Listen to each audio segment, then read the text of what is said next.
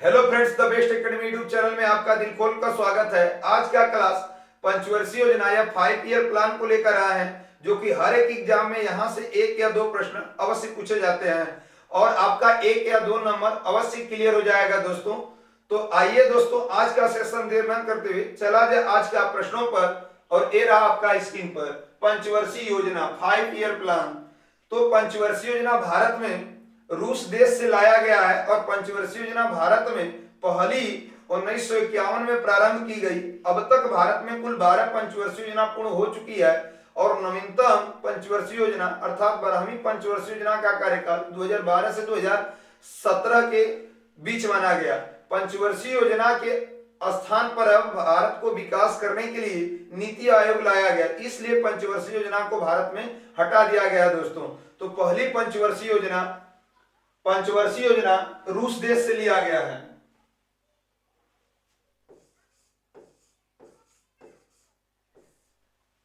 कुल पंचवर्षीय योजना भारत में 12 पूर्ण हो चुकी है। 12 पूर्ण हो चुकी है। नवीनतम पंचवर्षीय योजना अर्थात 12वीं पंचवर्षीय योजना का जो कार्यकाल था वो 2012 ईस्वी से लेकर 2017 ईस्वी तक माना गया। नेक्स्ट देखिएगा,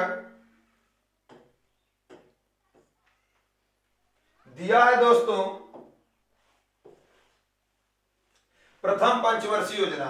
प्रथम पंचवर्षीय योजना का कार्यकाल 1951 ईस्वी से 1956 ईस्वी तक माना गया और पहली पंचवर्षीय योजना में प्राथमिकता कृषि को दिया गया बढ़ावा और इसमें उद्देश्य था कि इसमें कृषि को सबसे ज्यादा बढ़ावा देना है और इसमें लक्ष्य रखा गया था कृषि को कि 2.1% की प्राप्ति होगी, लेकिन कहीं सोचने से ज्यादा प्राप्ति हो गई 3.6%। और इसका मॉडल था हेराल्ड डोमर मॉडल।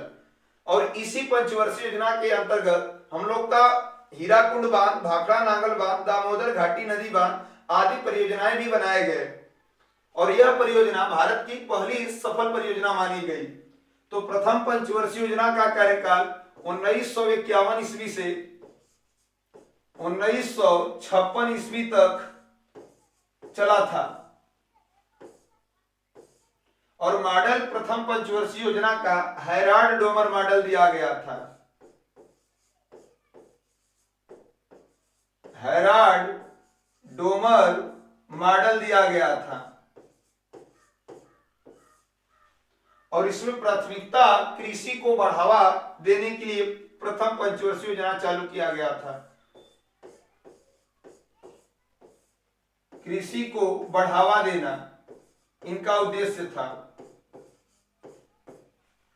और इसमें लक्ष्य रखा गया था कृषि का कि पहली पंचवर्षीय योजना में 2.1% की प्राप्ति होगी, लेकिन कहीं सोचने से ज्यादा प्राप्ति हो गई 3.6 की और यह पहली पंचवर्षीय योजना सफल भारत की रही। और इस प्रथम पंचवर्षीय योजना के अंतर्गत हीराकुंड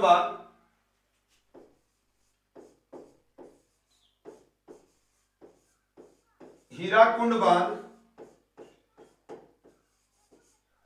भाखड़ा नागल बांध,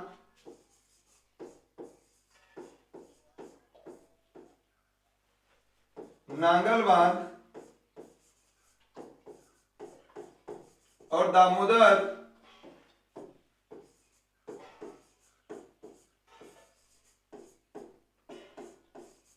नदी घाटी ऐसे परियोजनाएं बनाई गई थी और इसमें राशि प्रथम पंचवर्षीय योजना में मात्र 8% व्यय की गई थी। नेक्स्ट देखिएगा दोस्तों, द्वितीय पंचवर्षीय योजना। द्वितीय पंचवर्षीय योजना का कार्यकाल 1956 ईस्वी से 1961 ईस्वी तक का रहा और द्वितीय पंचवर्षीय योजना में इस बार कृषि को न बढ़ावा देकर भारी उद्योग और खनिज को बढ़ावा दिया गया और इसमें मॉडल जो था दोस्तों पीसी महालनोबिस मॉडल था और इसमें लक्ष्य रखा गया था 4.5%, लेकिन प्राप्ति हुआ 4.1% और यह थोड़ा सा असफल परियोजना मानी गई। तो द्वितीय पंचवर्षीय योजना का कार्यकाल 1956 ईस्वी से 1961 ईस्वी तक रहा और इसका जो मॉडल था दूसरी पंचवर्षीय योजना का पीसी महालनोबिस मॉडल था।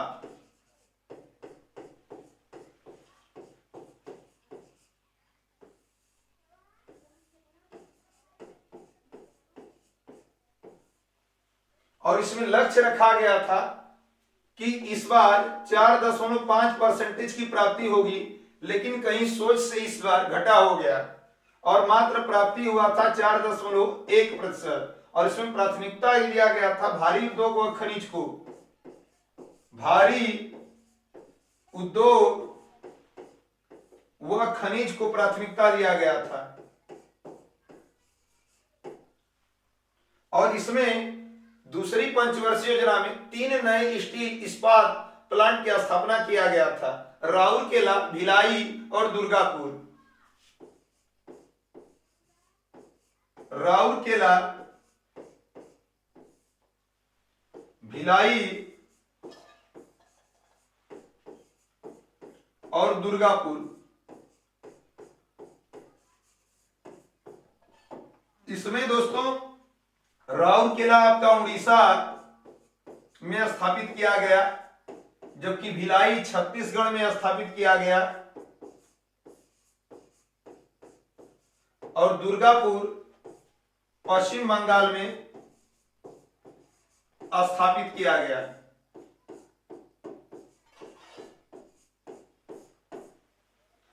और इसमें राशि ये लोग अधिक लगाए थे, 24% बढ़ावा दिए थे, राशि को व्यय किए थे। नेक्स्ट देखिएगा तीसरी पंचवर्षीय योजना। तीसरी पंचवर्षीय योजना का कार्यकाल इसमें दोस्तों 1961 से 1966 ईस्वी था और इसका जो मॉडल था सैडी चक्रवर्ती महालनोबिस मॉडल दिया गया था। और इस बार दोनों को, कृषि और भारी उद्योग दोनों को प्राथमिकता दिया गया था और अर्थव्यवस्था को आत्मनिर्भरता बनाना इनका उद्देश्य था। तो तीसरी पंचवर्षीय योजना का जो कार्यकाल था 1961 ईस्वी से 1966 ईस्वी तक रहा और इसमें जो मॉडल दिया गया था सैडी चक्रवर्ती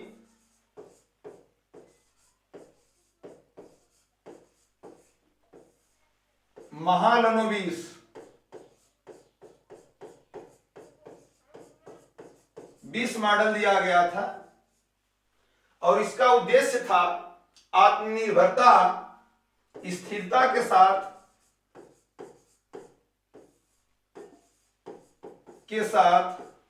आत्मनिर्भरता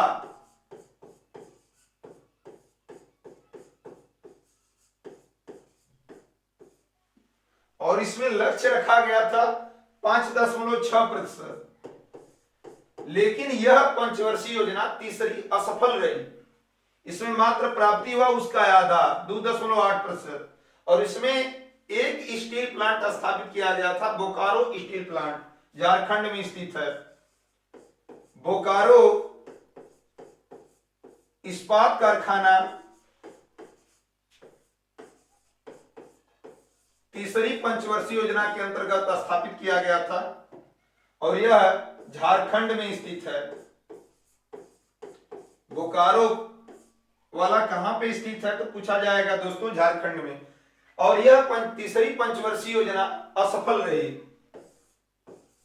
पहली बार सबसे ज्यादा असफल योजना आपकी तीसरी पंचवर्षीय योजना रही। इसका कारण था 1962 ईस्वी में भारत और चीन के साथ युद्ध हुआ जिसमें चीन विजयी रहा और दूसरा 1965 ईस्वी में इसी कार्यकाल के अंतर्गत युद्ध हुआ भारत पाकिस्तान के साथ जिसमें भारत विजयी रहा और 1966 ईस्वी में भारी भारत में सूखा पड़ गया था। इन 3 योजनाओं के अंतर्गत तीनों में देखा गया दोस्तों कि बहुत ज्यादा भारत को नुकसान हुआ और यह तीसरी पंचवर्षीय योजना असफल हो गई। तो हो जाएगा 1962 ईस्वी में भारत चीन के साथ युद्ध, भारत और चीन के साथ युद्ध हुआ था और दूसरा इसका कारण था 1965 ईस्वी में भारत पाकिस्तान के साथ युद्ध हुआ और 1966 ईस्वी में सूखा पड़ गया था। इन 3 कारणों से यह पंचवर्षीय योजना असफल रही बेहद। और इसमें तीसरी पंचवर्षीय योजना में हरित क्रांति शब्द का पहली बार उत्पत्ति हुई थी। हरित क्रांति पूछा जाएगा किस पंचवर्षीय योजना में प्रारंभ हुई थी, तो तीसरी पंचवर्षीय योजना में। और इसी के बाद अब भारत में पंचवर्षीय योजना पहली बार बंद कर दी गई। और बंद किया गया वो योजना अवकाश रखा गया 1966 ईस्वी से 1969 ईस्वी के लिए बंद कर दिया गया कि अब कोई भी योजना भारत में अब ऐसा लागू नहीं होगा। और भारत में कुल योजना अवकाश कुल मिलाकर कितना हुआ है, तो मात्र 3 बार हुआ है दोस्तों। नेक्स्ट देखिएगा, चतुर्थ पंचवर्षीय योजना। चतुर्थ पंचवर्षीय योजना अब 1969 से 1974 तक इसका कार्यकाल था। और इसका जो मॉडल था डी.आर. गाडगिल मॉडल था। तो दोस्तों इसका कार्यकाल 1969 से 1974 ईस्वी तक चौथी पंचवर्षीय योजना का कार्यकाल माना गया। और इसमें मॉडल था डी.आर. गाडगिल मॉडल।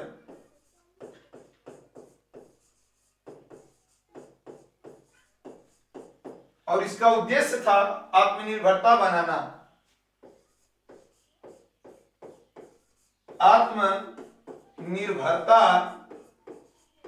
बनाना। और इसी में श्वेत क्रांति का उत्पत्ति हुई। और श्वेत क्रांति चौथी पंचवर्षीय योजना में प्रारंभ हुई थी। और चौथी पंचवर्षीय योजना के अंतर्गत 14 बैंकों का पहली बार राष्ट्रीयकरण हुआ था। 14 बैंकों का राष्ट्रीयकरण हुआ था चौथी पंचवर्षीय योजना के अंतर्गत। नेक्स्ट देखिएगा दोस्तों, पांचवी पंचवर्षीय योजना। पांचवी पंचवर्षीय योजना का जो कार्यकाल था 1974 से 1978 ईस्वी तक था। और यह पहली केवल 4 साल तक योजना चली थी दोस्तों। तो इसका कार्यकाल 1974 ईस्वी से 1978 ईस्वी तक रखा गया। और यह पंचवर्षीय योजना केवल 4 वर्ष तक ही चली थी। और इसमें प्राथमिकता दिया गया था इसमें पांचवी पंचवर्षीय योजना में प्राथमिकता आपका दिया गया था गरीबी उन्मूलन तथा आत्मनिर्भरता। गरीबी उन्मूलन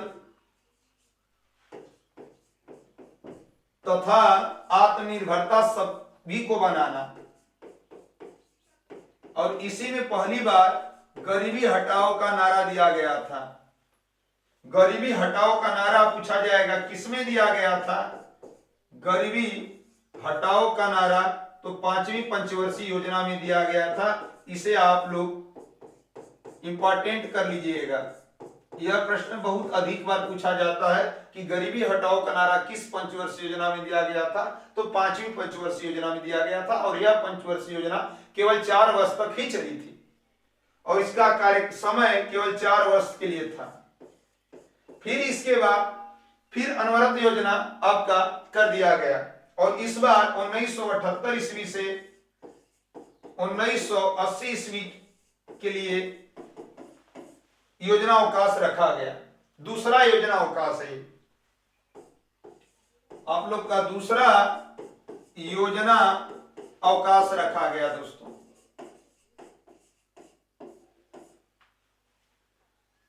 नेक्स्ट देखिएगा, भारत में कुल योजना अवकाश 3 माने गए हैं। और योजना अवकाश का जो अवधि है आप ध्यान से देखिएगा। पहला योजना अवकाश जो था आप लोग का 1966 ईस्वी से 1969 ईस्वी माना गया। जबकि दूसरा योजना अवकाश आप लोग का 1978 से 1980 ईस्वी के लिए माना गया। और तीसरा योजना अवकाश 1990 से 1992 ईस्वी के लिए माना गया। भारत में अब तक कुल कितने योजना अवकाश हुए हैं? तो भारत में कुल अब तक 3 योजना अवकाश हुए हैं। नेक्स्ट देखिएगा, अगला दिया है दोस्तों 5 ही पंचवर्षीय योजना मेन है और आगे नेक्स्ट वीडियो में आपको बतला दिया जाएगा और इनका कुछ प्रश्न लेकर आए हैं, ध्यान से आप देख लीजिएगा। नाबार्ड बैंक की स्थापना किस पंचवर्षीय योजना के समय हुई थी? ऑप्शन ए चौथी, ऑप्शन बी पांचवी, ऑप्शन सी छठवीं, ऑप्शन डी आठवीं। नाबार्ड बैंक की जो स्थापना हुई थी वो आपका हुआ था 12 जुलाई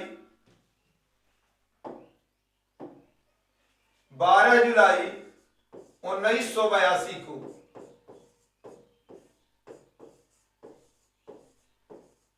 और नाबार्ड बैंक कृषि से संबंधित है और इसका मुख्यालय मुंबई है और इसे शिवरामन समिति के सिफारिश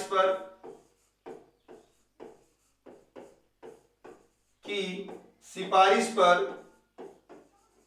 जोड़ा गया था। और यह नाबार्ड बैंक तब आपका 6वीं पंचवर्षीय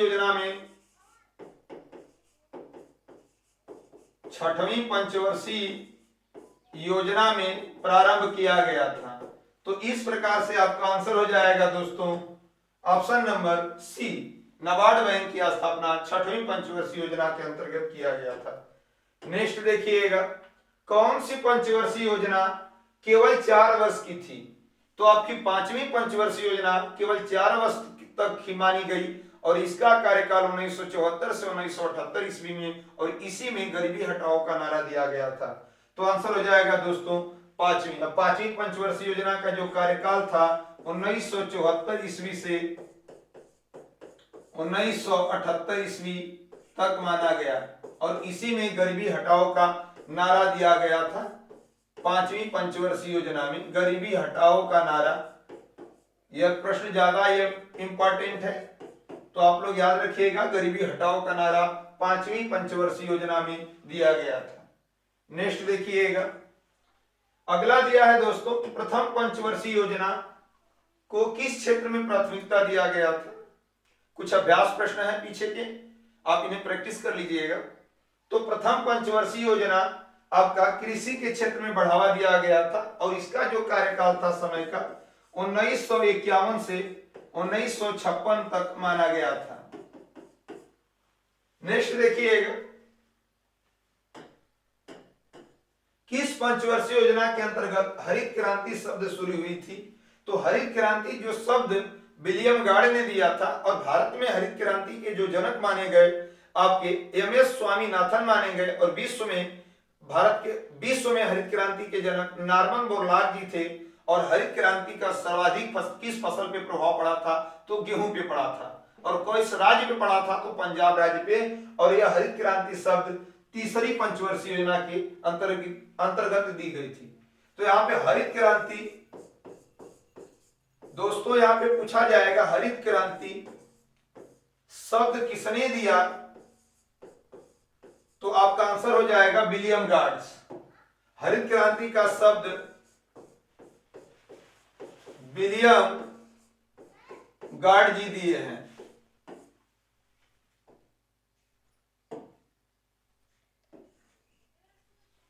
और हरित क्रांति के जनक भारत में एमएस स्वामीनाथन जी हैं।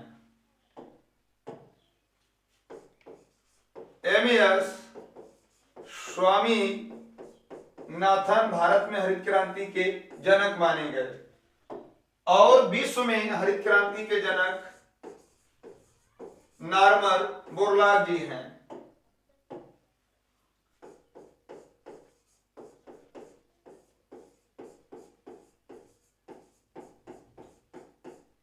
और हरित क्रांति का सर्वाधिक प्रभाव गेहूं पर पड़ा था। किस फसल पे पड़ा? तो गेहूं पे। और कौन सा राज्य पड़ा था? सबसे ज्यादा लाभ कोई उठाया था तो पंजाब और दूसरा नंबर पे हरियाणा उठाया था हरित क्रांति का। नेक्स्ट देखिएगा, गरीबी हटाओ का नारा किस योजना में दिया गया था? तो गरीबी हटाओ का नारा 5वीं पंचवर्षीय योजना में दिया गया था और इसी का कार्यकाल 1974 ईस्वी से 1978 ईस्वी तक माना गया और यह 5वीं पंचवर्षीय योजना केवल 4 वर्ष तक ही चली थी। तो आज का ये रहा